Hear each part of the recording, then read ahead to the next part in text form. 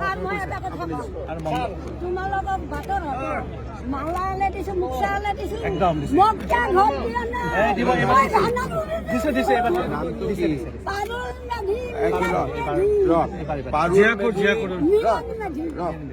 লিখা নাম লিখা নাম নামটো ভুল হৈ যাব লিখ পাৰুল মেধি হৈ যাব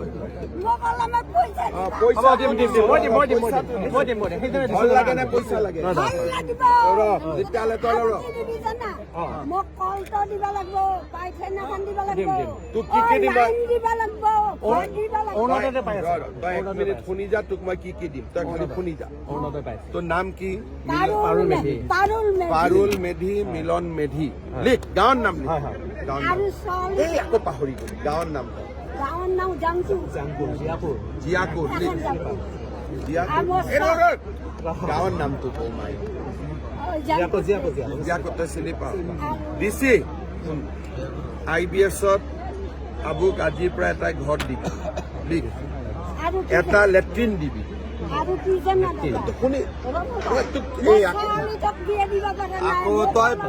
তই এতিয়া আচল কথাটো পাহৰি যাবি তোক এটা ঘৰ লাগে হয় না ঘৰৰ লগত এটাটো কল লাগে আৰু এটা লাইনৰ ব্যৱস্থা কৰিবি আৰু এটা পায়খানা দিবি লাষ্টত ছোৱালী যেতিয়া বিয়া ঠিক হয় তেতিয়া মোৰ পৰা অলপ পইচা ল'বি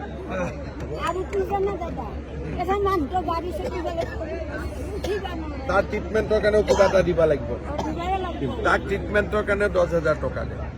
এই গোটেইখিনি কালি মোৰ পৰা লৈ ল'বি মিলন দাস আৰু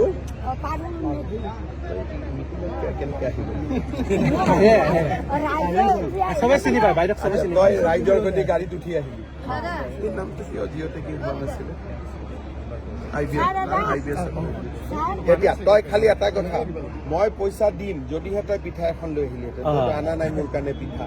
অহাবাৰ মোৰ কাৰণে পিঠা আনিবি তেতিয়া পইচাও দিবি চচৰ দোকানৰ আৰু তোৰ গোটেই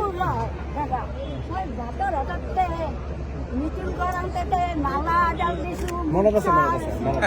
মোক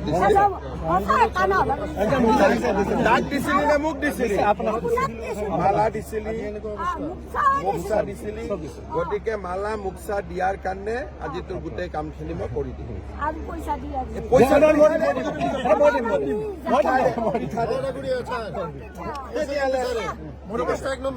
এই অলপমান পইচা